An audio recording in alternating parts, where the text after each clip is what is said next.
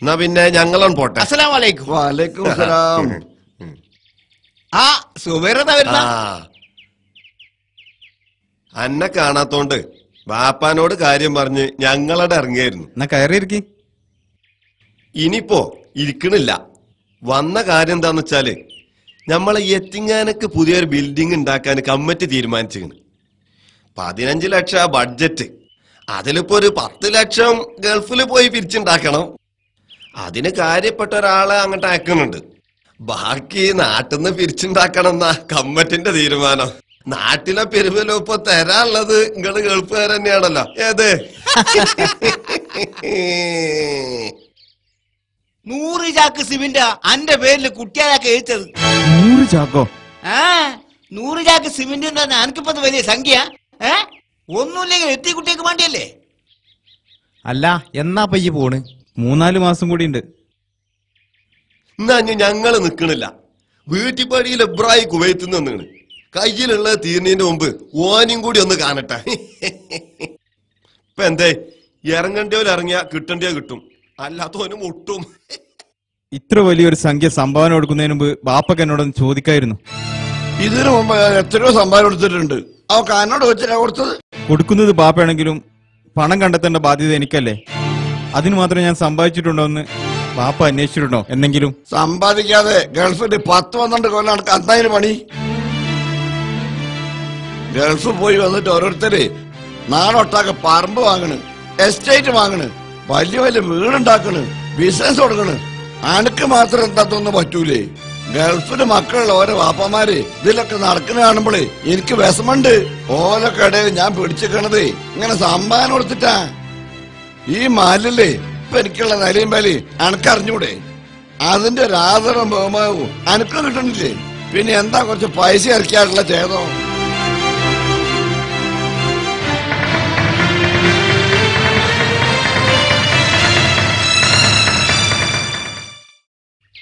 ഒരു 250 രൂപ എഴുതിക്കോ. 250 റുപ്യേ? അന്റെ പഴയ തമാശ ഇതുവരെ ഈ കളഞ്ഞിട്ടില്ലല്ലേ? ഇപ്പൊ കുറച്ച് കുറവാ. കുട്ടിയാലിയാക്കാന്റെ സുബൈർ എത്രയാ തന്നതെന്നറിയാം എനിക്ക്? 100 ചാക്ക് സിമെന്റ്. സുബൈറിനെ കുറിച്ചുള്ള പോലീസ് എനിക്ക് കേൾക്കണ്ട. എനിക്കറിയേണ്ടത് യത്തീംഖാനക്ക് വേണ്ടി ഈ നാട്ടുകാർ എത്ര രൂപ സംഭാവന നൽകിയെന്നാണ്. തട്ടാങ്കുന്നിലെ ഹുസൈനെ എത്ര രൂപ തന്നത്? 500 റുപ്യ മൂപ്പര ആദ്യം തന്നത്. ഇനി എനിക്കൊന്നും പറയാനില്ല. എന്റെ വക 50 രൂപ ആയിരിക്കും.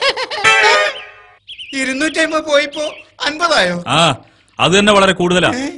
കോഴിക്കോട് വലിയങ്ങാടിയിൽ ഹോൾസെയിൽ കച്ചവടവും നാട് മുഴുവൻ റബ്ബർ എസ്റ്റേറ്റും തെങ്ങിൻതോട്ടവുമുള്ള ഹുസൈനാജി സംഭാവന നൽകിയത് 500 രൂപയാണെങ്കിൽ 50 രൂപയിലധികം തന്ന് ഒരു യത്തീംഖാന നടത്തണമെന്ന് ഇബ്രാഹിക്ക് യാതൊരു നിർബന്ധവുമില്ല. ബാധ്യത മുഴുവൻ ഗൾഫുകാരന്റെ പിടലിക്കിട്ട് നിങ്ങൾ അങ്ങനെ സേവനം ചെയ്യണ്ട. നിങ്ങളൊക്കെ ഗൾഫുകാരാന്നുള്ള കാര്യം എന്ന് മുതൽക്ക് അങ്ങക്ക് ബോധം വെച്ചു തുടങ്ങിയത്?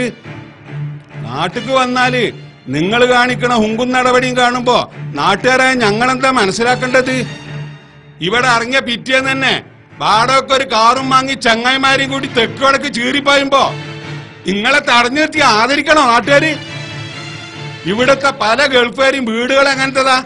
ആരെ തോൽപ്പിക്കാനാ ഈ കൂട്ടർ ഇത്ര വലിയ ബംഗ്ലാവ് ഉണ്ടാക്കണത്? ഇവരെ പെണ്ണുങ്ങൾക്ക് ഷോപ്പിങ്ങിന്റെ പേരും പറഞ്ഞ് നാണല്ലാതെ അങ്ങാടി കൂടെ നിറങ്ങാൻ പണം അയച്ചു കൊടുക്കുന്നത് ആരാ? നാട്ടുകാരാ? നാട്ടിലേക്ക് വന്നിട്ട് പാവപ്പെട്ട നാട്ടുകാരെ മുമ്പില് സകല പൊങ്ങച്ചോം പത്രാതും കാട്ടാ ഇക്കൂട്ടർക്ക് ഒരു മടിയുമില്ല. എന്നിട്ട് യത്തീംഖാനക്കോ പള്ളിക്കോ വല്ല സംഭാവനയും ചോദിക്കുമ്പോ മരുഭൂമിയിൽ കഷ്ടപ്പെട്ടുണ്ടാക്കുന്ന പണത്തിന്റെ വില ഞങ്ങളെ വല്ലാതെ പഠിപ്പിക്കരുത്. അത് ഞങ്ങൾക്ക് അറിയൂല. പിന്നെ ഹുസൈനാജി കൊടുക്കുന്ന സംഭാവനന്റെ കാര്യം, അതിന്റെ വലിപ്പം ചെറുപ്പം ചോദ്യം ചെയ്യാൻ മാത്രം വളർന്ന ആൺകുട്ടികളൊന്നും ഇന്നാട്ടിലില്ല.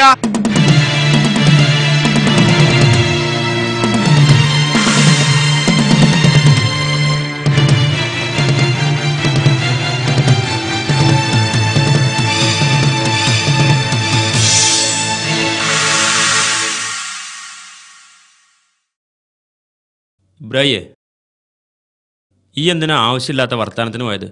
ഞാൻ ഇനി ഒന്നും പറയുന്നില്ല. നിങ്ങളൊക്കെ നാട്ടുകാരാണല്ലോ, ഞാൻ ഗൾഫുകാരനും. നമ്മൾ രണ്ടാണെന്ന് ഇപ്പം മനസ്സിലായി. ആചാര് പറഞ്ഞാലും ശരിയില്ലേ? അങ്ങനത്തെ ഗൾഫുകാരുണ്ടായിരിക്കും. പക്ഷെ ഞാൻ അങ്ങനെയാണോ? ആചാര് പൊതുവെ പറഞ്ഞതായിരിക്കും. അത് ശരിയാ.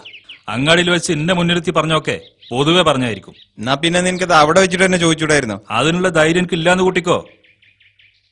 പിന്നെപ്പോ അടുത്ത മാസം തിരിച്ചു പോണ ഞാനായിട്ട് നാട്ടിലെന്തിനാ വെറുതെ ഒരു വർത്താനം ഉണ്ടാക്കുന്നത്? പണ്ടത്തെ ഇബ്രായി അല്ല ഇപ്പൊ ഞാൻ. സഹിക്കാനും ക്ഷമിക്കാനും ഒക്കെ പഠിച്ചുപോയി. ഗൾഫിൽ പോയതുകൊണ്ട് അങ്ങനെ ഒരു നേട്ടം കിട്ടി. അല്ലെങ്കിലും ഗൾഫുകാരെ കുറിച്ച് രണ്ട് കാര്യം നാട്ടുകാർക്ക് അറിയേണ്ടുള്ളൂ. എന്നാ വന്നത്, എന്നാ പോണത്. ഈ ചോദ്യം പ്രതീക്ഷിച്ചുകൊണ്ട് തന്നെയാണ് ആദ്യം നാട്ടിൽ വന്നത്. കരിപ്പൂരിൽ വിമാനം ഇറങ്ങിയ ഉടനെ തന്നെ എന്റെ മഹാന്മാരായ 2 അളിയന്മാരാണ് ആദ്യം ചോദിച്ചത്. അവരായതുകൊണ്ട് എനിക്കൊന്നും തോന്നിയില്ല. പക്ഷെ സ്വന്തം വീട്ടുകാരുടെ ഭാഗത്ത് നിന്ന് ആ ചോദ്യം വന്നപ്പോ, അല്ല ഈ ലീവ് തന്നെയല്ലേ വന്നത്? അതെ. എത്ര മാസമുണ്ട്? 4 മാസം. ലീവിന് ശമ്പളം ഉണ്ടാവോ? 2 മാസം ശമ്പളം കിട്ടും. എന്നാ പിന്നെ എന്തിനാ ലീവ് 4 മാസം ആക്കിയത്? 2 മാസം പോരായിന്. സുബൈർ ലീവിന് തന്നെയല്ലേ പോന്ന് പാപ്പ? ലീവ് എത്ര മാസം ഉണ്ട്? 4 മാസം ഉണ്ടെന്നാ അവൻ പറഞ്ഞത്. അമീതേ, ഒന്നവിടെ നിക്ക്. ഒരു കാര്യം ചോദിക്കട്ടെ. ലീവിന്റെ കാര്യം പറഞ്ഞപ്പോ പാപ്പാനോട് ഓനെന്താ പറഞ്ഞേ? 4 മാസം കഴിഞ്ഞാ പോവും. ഹാവൂ, സമാധാനായി. അല്ലുമ്മ, സുബൈർ ഇനി പോണില്ലേ? 4 മാസം ലീവും കൂടി ഉണ്ട്. ആളിയനെ പൊരപ്പണി തുടങ്ങണമെന്ന് പറയണണ്ടേ? അല്ല പോത്തെ, അന്റെ ആങ്ങളെ സുബൈറിഞ്ഞ് പോണില്ലേ? പിന്നെ നിങ്ങളെ മരോട് കുത്തിരുന്നിട്ട് മൂണുങ്ങണ്ടേ? ഞാൻ ഇവിടെ കുത്തിരുന്നിട്ട് 3 നേരം ഉരുട്ടി മുണുങ്ങുണ്ടല്ലോ. പാടിപ്പിച്ചോണ്ടോ ചിന്നോട്? 3 വലിയ പെട്ടി സാധനങ്ങളുമായാണ് ഞാൻ വന്നിരുന്നത്. എല്ലാവരും സന്തോഷിക്കട്ടെ എന്ന് കരുതി. പക്ഷെ നേരെ വിപരീത ഫലമാണ് ഉണ്ടായത്. സാധനങ്ങൾക്ക് വേണ്ടി പിടിയും വലിയും കണക്ക് കുറച്ചിലും വെറുത്തുപോയി. ഓരോരുത്തർക്കും എടുക്കാവുന്നത്ര സാധനങ്ങൾ കിട്ടിയെങ്കിലും കിട്ടാത്ത ഏതോ സാധനത്തിന്റെ പേര് പറഞ്ഞ് അവരെന്നെ കുറ്റപ്പെടുത്തി. കിട്ടിയ സാധനങ്ങൾക്ക് തന്നെ നിറത്തിന്റെയും വലിപ്പത്തിന്റെയും പേര് പറഞ്ഞ് അവരെന്നെ പരിഹസിച്ചു. ഹാജരെ, ഞങ്ങൾ ഇവിടെ ഇറങ്ങിക്കോളാം.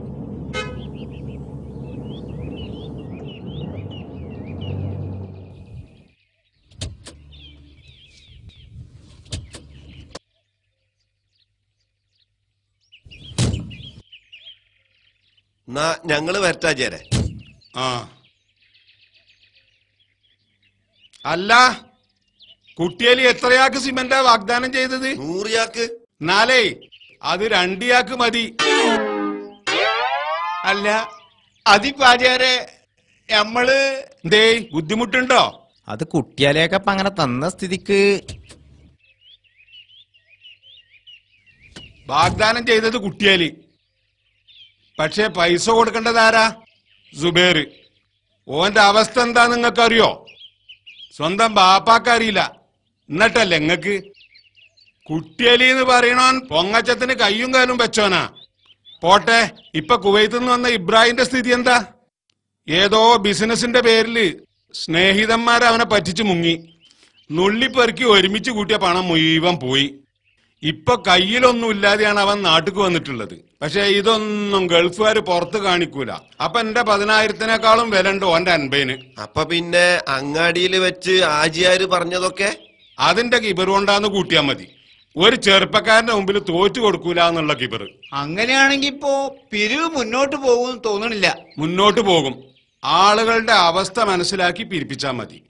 പുറത്ത് നമ്മൾ കാണുന്ന അവസ്ഥയാവൂല അകത്തുള്ളത്. പ്രത്യേകിച്ചും ഗൾഫുകാരുടെ കാര്യം.